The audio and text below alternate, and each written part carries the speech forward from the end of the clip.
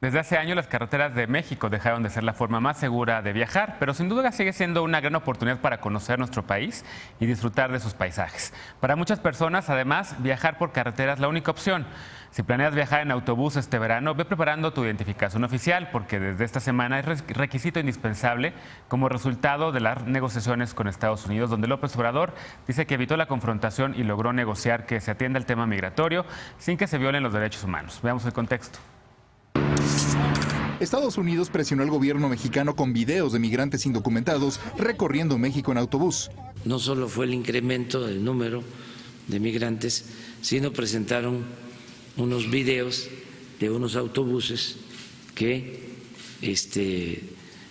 pasaron pues por todo el país, desde Tuxtla hasta la frontera. Por ello, la administración federal pidió que los pasajeros se identifiquen. Nos vamos a ver en la necesidad, y espero la comprensión de todos, de pedir identificación. Sin especificar cifras, el mandatario señaló que se tienen pruebas de que un porcentaje considerable de personas viajan en autobús sin ser del país y sin ningún registro. López Obrador dijo que esto fue usado por la administración Trump para amenazar con aplicar aranceles. Por acuerdo con Estados Unidos, desde el pasado 7 de junio, quienes busquen entrar a México por la frontera sur deben proporcionar sus datos personales y mostrar un documento de identidad personal. Si no lo hacen, serán deportados. Y sin importar nacionalidad, quienes quieran comprar un pasaje o viajar en autobús también deben presentar una identificación.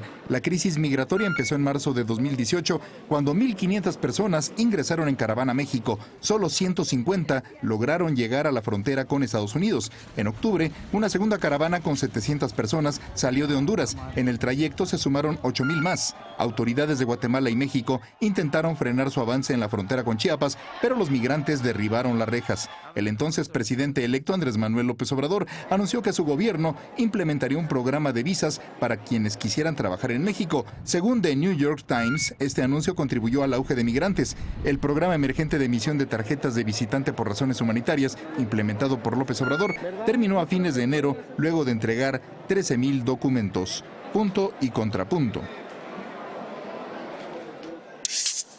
Bueno, el primer tema a discutir este miércoles, y como cada miércoles, Fernanda Caso, analista y conductora aquí en Foro TV. ¿Cómo estás, querida Fer? Muy bien, Genaro, es un gusto estar por acá. Lisa Sánchez, directora general de México Unido contra la Delincuencia. ¿Cómo Muy estás? buenas tardes, muy bien, muchas gracias. Orlando Reyes nos acompaña hoy en lugar de Eder Guevara. Él es concejal de la alcaldía Iztapalapa por el Partido del Trabajo, el PT. ¿Cómo estás? Muy bien, Genaro, muy contento de esta invitación y un saludo a tu audiencia. Bienvenido. Alfredo Lecona, ya lo conoces, activista y analista. ¿Cómo estás? Muy bien, muchas gracias, buenas noches a todos. Y bueno, mientras escuchábamos la nota, Alfredo Lecona decía que ese no es el punto. El punto es que, en efecto, ahora hay esta orden a todas las compañías de autobuses para que la gente al momento de subirse se identifique. Ya ocurría en muchas ocasiones. Yo recuerdo, sobre todo en algunas rutas, ¿no? En el norte de México, pues para subirte a un camión para ir de Saltillo a Monterrey, te piden tu identificación. Me contaban también que en la ruta hacia Texcoco también te lo están pidiendo ya. Y es como, evidentemente, cuando uno se va a subir a un avión, te piden tu pasaporte, te tienes que identificar. Yo no lo veo tan mal, pero ¿qué es lo que tú ves mal, querido Alfredo, con este tema? Que además estaban por ahí hablando también sobre este encuentro que hubo, o desencuentro que hubo entre las autoridades del Estado de Tabasco con el subsecretario Encinas, por el tema de que otra vez están acusando a algunos de estos grupos, defensores de migrantes, más bien los están acusando de tráfico de personas. Sí. A ver, está ya muy instalada esta narrativa del tráfico de personas, de cómo se están transportando los migrantes, las personas migrantes, obviamente todo ocasionado por este acuerdo que se nos ha impuesto, en el cual estamos a prueba, y por eso hemos visto un recrudecimiento de un montón de medidas en esta persecución que sí está habiendo en contra de las personas migrantes, como ya hemos señalado anteriormente. Yo decía que no es el tema el hecho de que te pidan la identificación y de que si siempre se ha pedido o no. Porque es muy cierto que yo soy usuario de autobús de toda la vida, he estado recorriendo el país en autobús en distintas líneas, no nada más las de lujo, digamos, las que tienen una categoría, que ofrecen mejores servicios como ADO, ETN, Flecha Amarilla, algunas líneas Primera Plus, todas estas que definitivamente desde que compras el boleto te piden la identificación, y luego, pues para verificar que eres tú quien está abordando, es necesario mostrar la credencial. Pero no es el tema si siempre se ha hecho o no, sino lo que desentraña o lo que trae aparejada esta información que están dando hoy las líneas de autobuses como ADO y Flecha Amarilla, que por disposición oficial ya no se pueden abordar sus autobuses sin una identificación, pero especifican qué identificaciones. Ojo, son documentos nacionales. La credencial del lector, la cartilla militar, el pasaporte mexicano, la cédula profesional. Lo que está sucediendo alrededor de todo esto, o por qué les llegó esta advertencia a las líneas de autobuses y que no nos explicó ni el Instituto Nacional de Migración ni el gobierno federal, es porque está esta persecución activa donde claramente hay una violación flagrante al artículo 11 constitucional que debería de garantizar nuestro libre tránsito por el país a toda persona que se encuentre en el territorio nacional sin necesidad de un salvoconducto, de algún documento para identificarte. Entonces, más allá de la seguridad que podría haber por el hecho de presentar una identificación oficial al momento de abordar, quiero pensar, o quiero más bien invitar a quienes usan el argumento de que siempre ha sido así, y de que esto no es una medida xenófoba incluso, ¿qué va a pasar? O que es por seguridad de los propios migrantes, porque ojo, nuestro compañero Eder Guevara de Mesa todo el tiempo nos está diciendo que esto es por la seguridad de los propios migrantes, de las propias personas migrantes. Bueno, pues ¿a qué los van a orillar? ¿A qué medidas? Bueno, ya Ana Villagrán te diría que también por la seguridad de los demás pasajeros. Sí, pero Ana piensa que hay un factor criminal en la migración. Pero quiero pensar, o quiero que piense nuestro auditorio y quienes piensan de esta forma, ¿a qué los están orillando a estas personas si ahora ya no pueden viajar ni siquiera por una línea de autobuses? Nada más hay que pensar en lo que sucedió el fin de semana justo con el rescate de estas casi 500 personas en un tráiler y cómo los están empujando estas medidas hacia allá.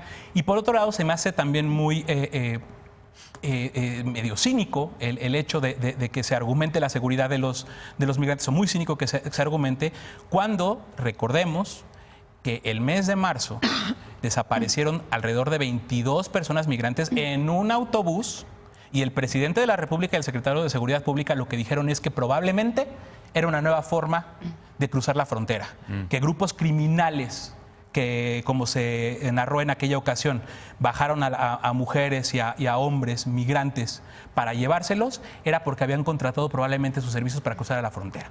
Entonces, esa es una irresponsabilidad que sí nos debe de llevar a pensar en cómo se está dando hoy el tránsito por el país y lo que implica que no te puedas acreditar como un nacional y a dónde vas a terminar. Es más, a mí me tocó ver en estaciones migratorias, ya lo he comentado acá, a propios mexicanos detenidos, confinados en esas estaciones, porque no pudieron acreditar su nacionalidad y en apariencia física y quizás hasta en su forma de hablar parecían hondureños. Imagínense, o sea, no es una exageración pensar que en algún momento o sea, podría lo que está diciendo es deportarse que hasta si un llega una mexicano. persona centroamericana con un documento que no es mexicano, la arrestan inmediatamente. Así es lo que ya está sucediendo. La orden es clara, ahí están los testimonios incluso de los militares de la zona, me parece 39, que han dicho que la orden es sobre los migrantes, que no pasen los migrantes al territorio nacional. Bueno, contrapunto. Fer. Yo juntaría esta medida con los 6,000 elementos de la Guardia Nacional, militares, policías, no sabemos todavía bien qué son, que están yendo a la frontera. Porque ver de manera conjunta estas dos medidas, pues sí te hace cuestionarte cuál es el objetivo. Si tú estás mandando 6,000 elementos a la frontera sur, una frontera que mide 1,149 kilómetros, es decir, te da para poner a una persona cada 200 metros, ¿no? Vas a volver indeleble. Así no hay manera de que pase absolutamente impermeable esa frontera, no hay manera de que pase una persona sin que la veas por la cantidad de gente que tienes cuidando. Quiere decir que todas las personas que entren a México, si logran pasar del otro lado, es porque ya tienen algún documento. Es decir, no vamos a tener personas en nuestro territorio que no tengan un documento con el cual poder viajar. Sí. ¿Cuál sería la lógica de pedirles estos documentos al momento de subirse? Me parece que la lógica es más que no se muevan dentro del territorio que detectar personas que se encuentran ilegalmente dentro de nuestro país, porque no tendría por qué haberlas, porque ese problema se va a solucionar en la frontera sur. Siendo así, preguntaba Alexandra Zapata hoy en Twitter, bueno, ¿y cuál va a ser la diferencia? Si se sube una persona con un documento expedido por el gobierno de Canadá, sí lo vamos a dejar transitar, y si se sube una persona con un documento expedido por el gobierno de Guatemala, a esa persona no.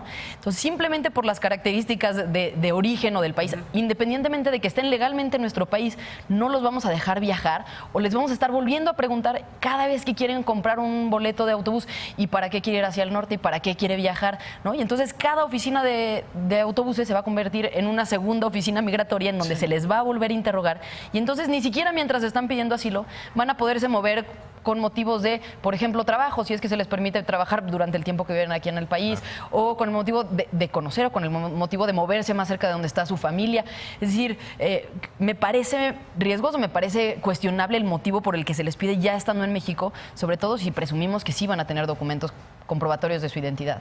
Orlando, ¿hay alguna manera desde la 4T, porque tú también eres parte de esta coalición que llevó a Andrés Manuel López Obrador al poder, ¿hay alguna manera de defender esta medida? Es correcto. La relatoría es un poco tendenciosa desde diferentes espacios. Creo que aquí mencionaban testimonios.